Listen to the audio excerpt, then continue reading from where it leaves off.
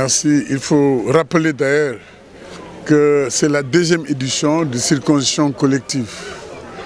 En 2015, nous avions organisé une opération de circoncision collective. Et aujourd'hui, c'est la deuxième édition. Nous organisons cette circoncision collective. D'abord, au-delà de l'opération chirurgicale, c'est une façon pour nous autres de rassembler les enfants de la commune d'un certain âge pour que de façon collective, qu'on puisse vivre ces moments de revisiter notre histoire, notre culture. Dans les temps, c'était des événements qui se faisaient sur une longue circonscription et qui regroupaient un certain nombre d'enfants. Nous voulons retourner à ces habitudes, retourner à ces coutumes-là, pour au-delà de l'opération chirurgicale, investir les consciences des enfants et des parents, les préparer à la vie adulte, les préparer à l'avenir, pour que les enfants puissent partager un certain nombre de valeurs. Parce qu'après la circoncision collective, nous avons prévu d'organiser des cassettes. C'est une façon aussi de les motiver, de les conscientiser. Parce que nous pensons qu'il y a beaucoup de phénomènes qui se passent actuellement dans le pays, dans le monde. C'est par manque de socialisation. Cette opération collective rentre dans le cadre de la socialisation. Et nous pensons que c'est des moments de partage, des moments de solidarité, des moments de connaissance. Et d'ailleurs, il y a un parent qui est un fonctionnaire de haut niveau, qui a les moyens de faire l'opération, mais qui nous a dit « J'ai choisi d'amener mon enfant parce que c'est fait dans un groupe ». Et donc, vous voyez ce cas de parents, mais à côté, il y a des parents qui n'ont pas forcément les moyens nécessaires pour payer l'opération qui, il faut le dire, est un peu coûteuse par rapport aux difficultés de la vie. Donc la commune va dans la redistribution. Et c'est le moment aussi de remercier les différents partenaires qui ont contribué au succès de cette opération-là. Il y a des sociétés, il y a des personnalités individuelles, il y a des groupements. Je ne voudrais pas les citer tous au risque d'en oublier et de frustrer.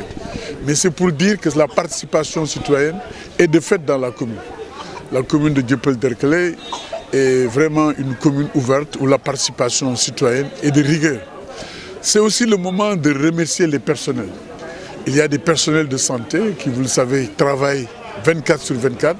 Et nous avons choisi ce jour de dimanche. Eux, ils nous ont dit, nous allons nous engager dans l'opération de façon bénévole, apporter notre concours, apporter même le matériel. C'est pour dire vraiment que c'est le lieu, au nom du conseil municipal, au nom des populations, de remercier tous ces bienfaiteurs et de prier qu'Allah subhanahu wa ta'ala puisse les accompagner et faire d'eux demain des hommes qui contribuent au développement de notre pays.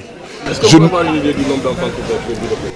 Alors, le processus a commencé depuis longtemps. Il y avait donc une période d'inscription des enfants et nous en étions à plus de 100 enfants. Mais quand on a partagé l'information, parce que pour nous c'est ça, il faut que les activités puissent être partagées.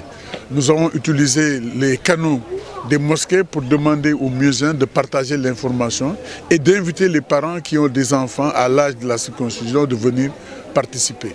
Il y en a certains qui ont appris l'information au niveau de la mosquée avec du retard et qui se sont présentés à nous. Et on est en train de faire le décompte, mais ça tournera autour de 150 et quelques enfants. Donc c'est un bon échantillon d'enfants de la commune que nous allons regrouper pour partager avec eux, avec les parents, des moments très forts de solidarité, de communion. Et nous pensons que cela participe aussi à la formation du citoyen de demain. Et le monde de demain, c'est un monde pour les enfants, mais il nous faut préparer les enfants.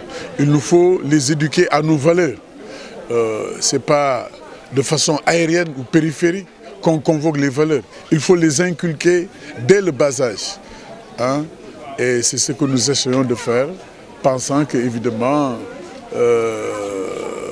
ce serait une bonne chose. Mais tout cela a pu être fait, il faut le dire, avec la commission de santé, présidée par Mme Sarr, ici présente, et sous le pilotage du premier adjoint. Et je pense que nous avons travaillé en équipe. Et c'est comme ça Et ce que nous sommes en train de faire, nous le faisons au nom du conseil municipal. Et c'est notre contribution à la politique sanitaire de la commune. Vous êtes sans savoir que la santé est un domaine de compétences transférées. Donc il y a un certain nombre d'actions que nous avons réalisées au cours de notre mandat et nous pensons que c'est un plus par rapport à ce qui relève de la commune. Parce que nous pensons très sincèrement que le développement de ce pays incombe à tout un chacun. Chacun, au niveau où il se trouve, doit apporter sa pierre à l'édifice pour que le pays puisse se développer. L'État ne peut pas tout faire, même s'il a la volonté, mais les communes ne peuvent pas tout faire, même si elles ont la volonté. Mais c'est de façon complémentaire, de façon solidaire, que nous arriverons justement à relever les défis et à faire de sorte que notre pays puisse citer parmi les concerts des nations développées.